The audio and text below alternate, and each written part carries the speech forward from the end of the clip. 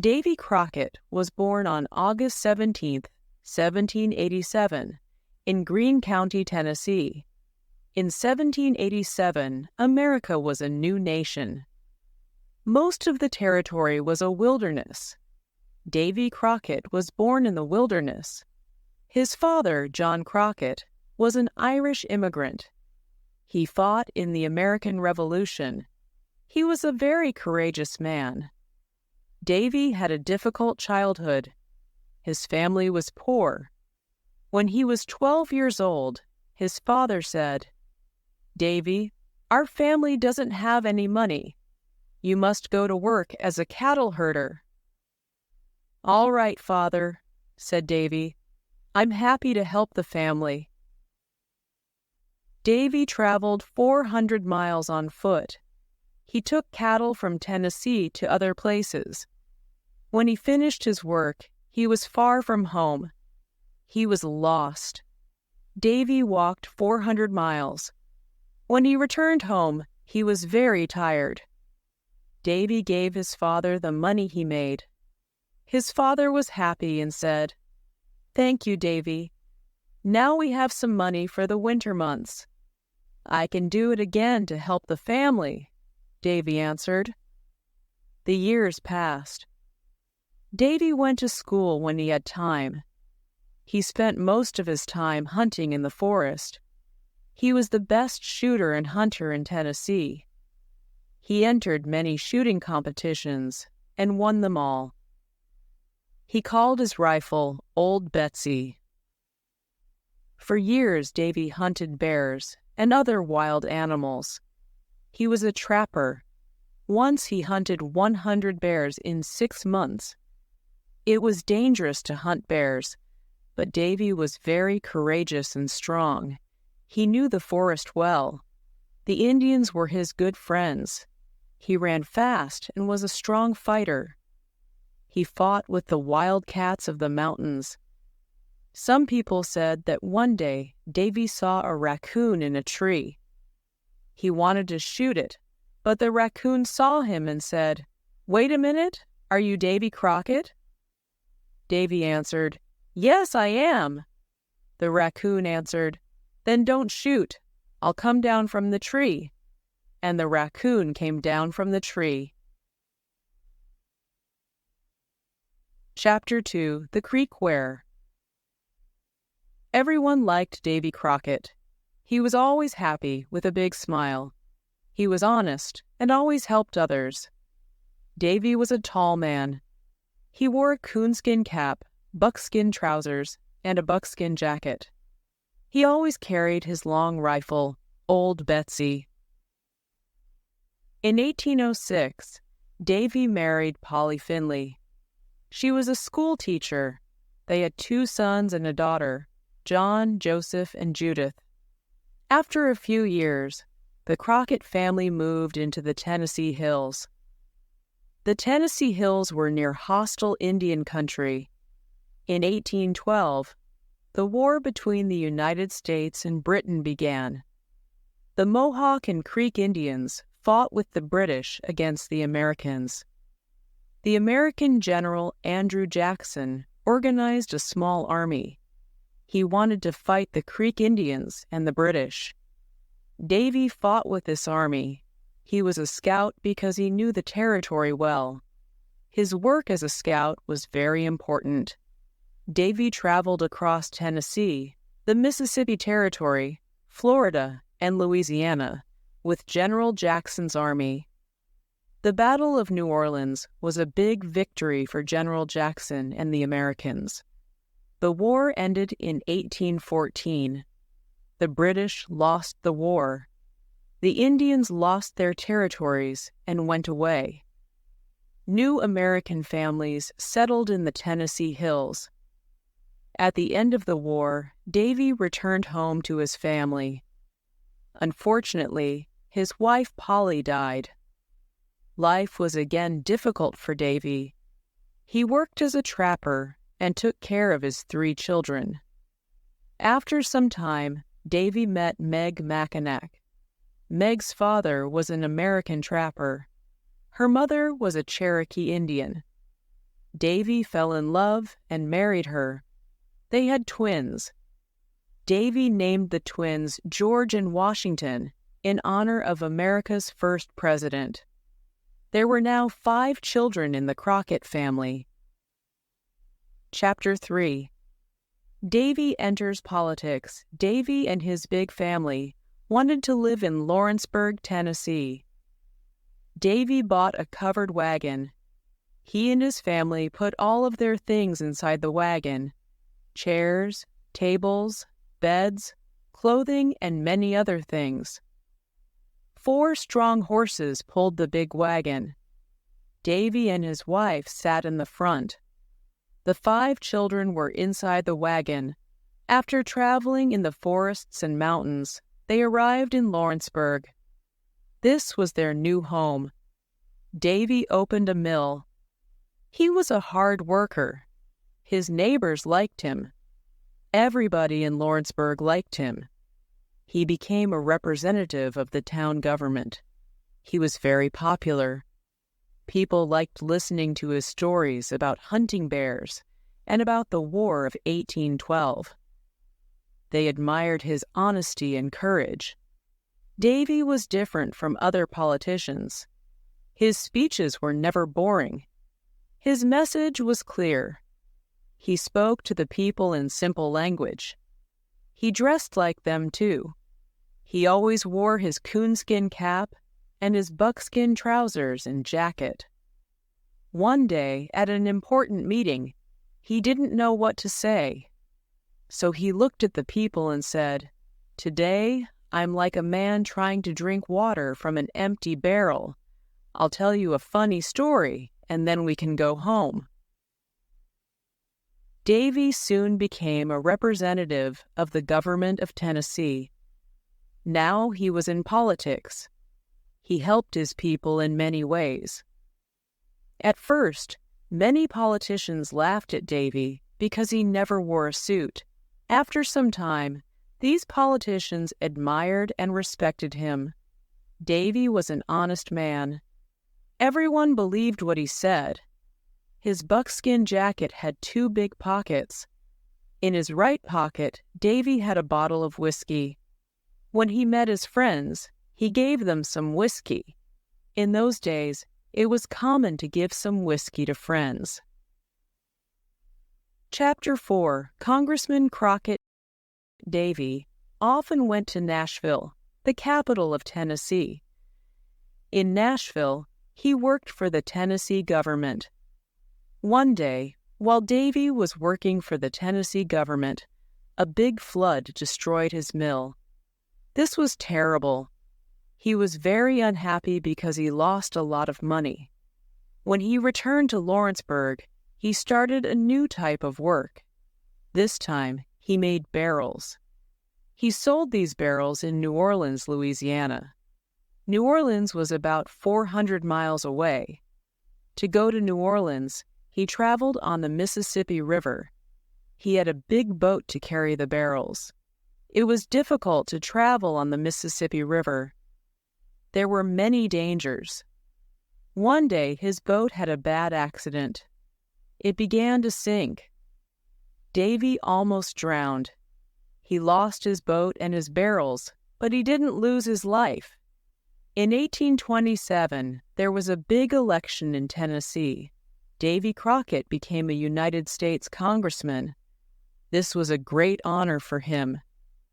In the United States Congress, he represented the people of Tennessee.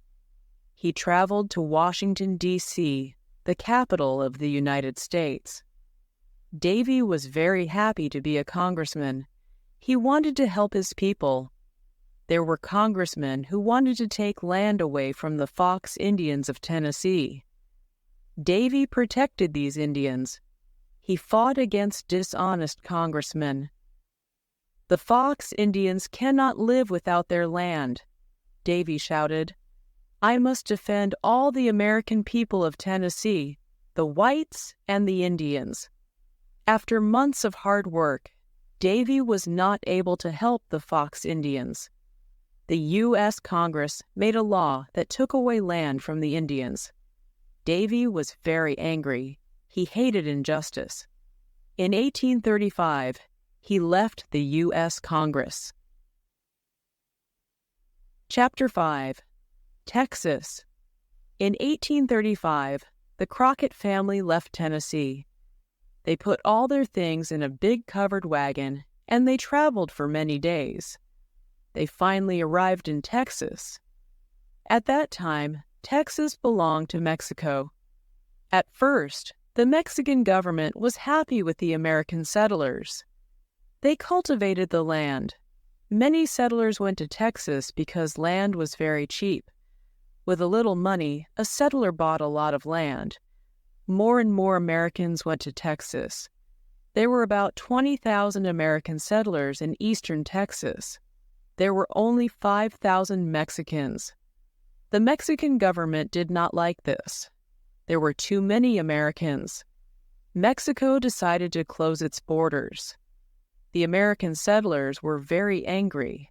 In 1834, the Mexican general Santa Anna became the dictator of Mexico. He was a cruel man. He sent his soldiers to the Mexican border. He did not want American settlers to enter Mexico. By 1834, there were more than 30,000 Americans living in Texas. They wanted Texas to be an independent American state. They did not want to live under a cruel Mexican dictator. Davy and his family now lived in Texas. They were happy in their new home. They wanted the independence of Texas, too. One day, Davy heard that the Mexicans wanted to attack Fort Alamo. The Alamo was a Spanish church and fort near San Antonio in western Texas. There were Texans and American soldiers at Fort Alamo. There were also women and children at the fort.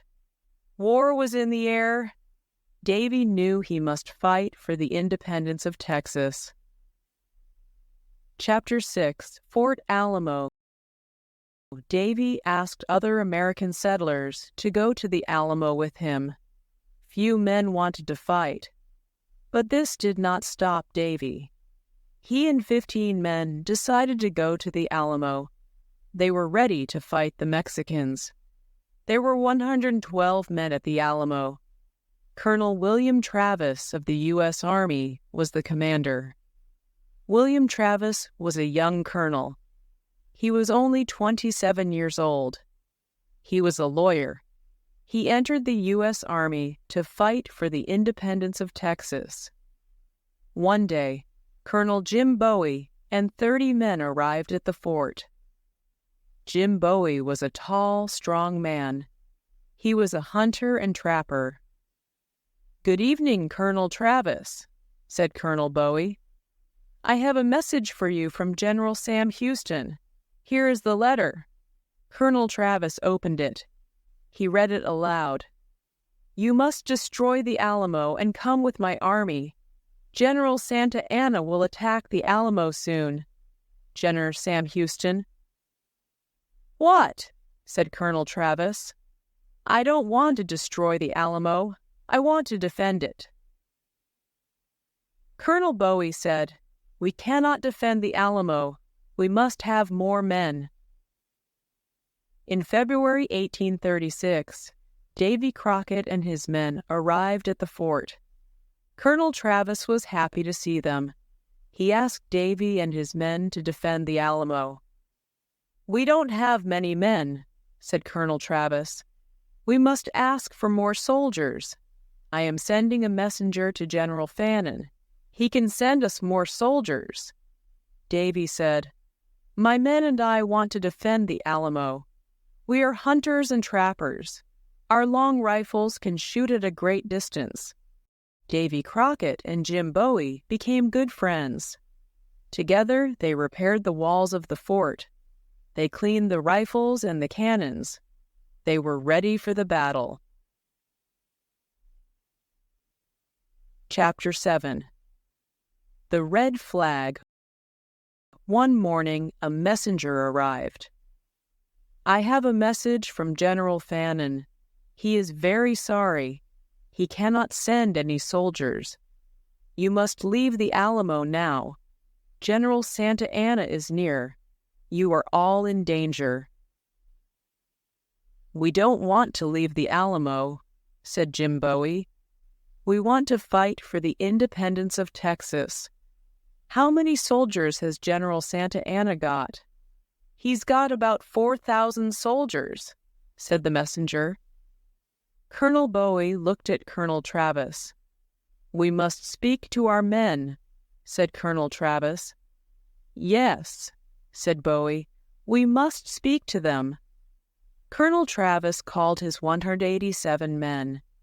He said sadly, "General Santa Anna is coming to attack us. He has about 4,000 soldiers and lots of ammunition. We have only 187 men and little ammunition. We have little food and water. Remember, there are women and children in the fort." Then he marked a line on the ground with his sword. "Those who want to fight for the independence of Texas, cross this line. The others can leave the fort and go home." There was a very long silence. Davy thought about his wife and his 5 children.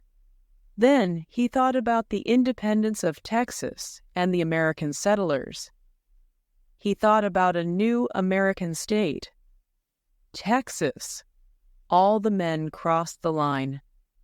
These men wanted to defend the Alamo. These men wanted an independent Texas. On February 23, 1836, General Santa Anna and his army arrived. He sent a messenger to the Alamo. He wanted the people in the Alamo to leave. The men in the Alamo answered with a cannon shot. They did not want to leave. They did not want to return to the United States. General Santa Anna was furious. He showed a red flag. The red flag meant no prisoners. He wanted to kill everyone in the fort. On February 24, 1836, General Santa Anna's army attacked the Alamo. The Mexicans had an enormous cannon. It shot a cannonball that damaged a wall of the fort. Davy said, "We must destroy that cannon. It can destroy the walls of our fort." That night, Davy and Jim Bowie left the fort. They went to the Mexican camp. Everyone in the camp was sleeping. Davy and Jim silently passed behind the 2 Mexican guards. They put mud and stones in the enormous cannon. Then they returned to the Alamo. The next morning, the Mexican army used the cannon. It exploded. The Mexicans were very surprised. Their enormous cannon was destroyed. The men in the Alamo killed many Mexican soldiers. The Mexican army attacked many times during the day, but the Texans and the American army defended the Alamo. Chapter 8. The Massacre. The days passed. The battle continued. There was little food and ammunition. The men in the Alamo fought courageously. Nothing stopped them. After 12 days of fighting, General Santa Anna sent all of his army to attack the fort. On March 6th, at 5 a.m., the Mexican bugles played the Diguelo.